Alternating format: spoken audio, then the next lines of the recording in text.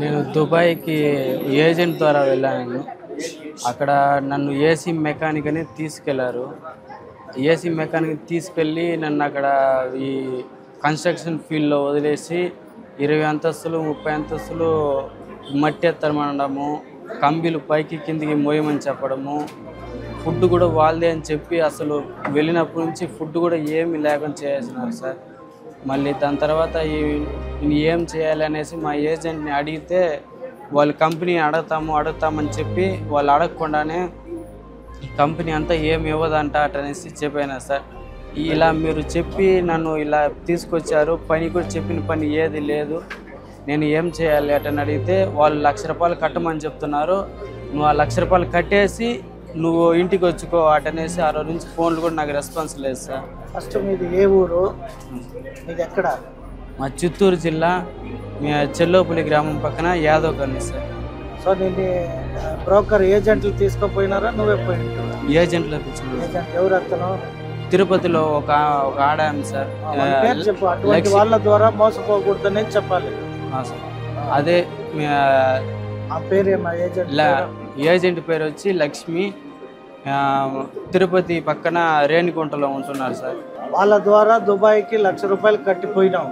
అవును సార్. పోయిన తర్వాత నీతో ఏసీ మెకానిక్ని ఏసీ పని చేయకుండా బిల్డింగ్ పని చేయించినారు. అవును సార్. నువ్వు అడిగినందుకు నువ్వు ₹1,00,000 ఇంకా ఇక్కడ కట్టేసి పోలేదురా అంటే నిన్ను జైల్లోకి వేస్తామని బెదిరించినారు. అవును సార్. ఇప్పుడు తర్వాత ఏం జరిగింది?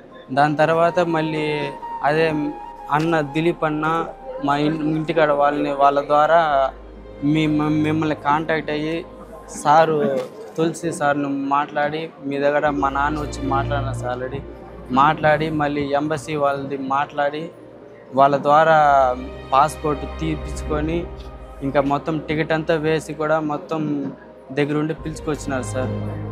మా అందరూ వీళ్ళు ఇంత చేసినందుకు అందరికీ కూడా చాలా చాలా ధన్యవాదాలు సార్.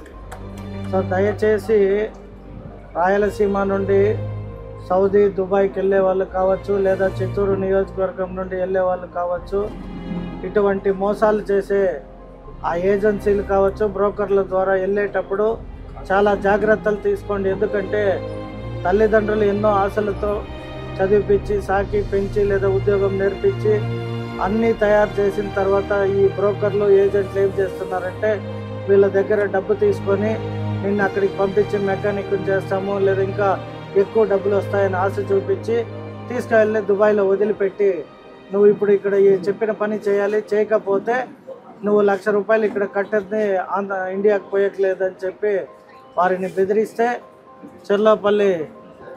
మన చెర్లోపల్లి గ్రామానికి చెందిన దిలీప్ అనే వ్యక్తికి వీళ్ళు ఆ గ్రామస్తులు కాబట్టి అతను నోటీస్కి వస్తానే నా దృష్టికి తెచ్చాడు. నేను ఎమ్మటే ఇతన్ని ఎంబసీ ద్వారా ఇతన్ని అక్కడి నుండి వెనక్కి పిలిపించడం జరిగింది. కాబట్టి ఇంకా పైన కూడా వెళ్ళే ముందు అక్కడ ఉన్న వారితో కన్ఫర్మేషన్ తీసుకొని తగు జాగ్రత్తలు తీసుకోవాలనేదే నా సూచన.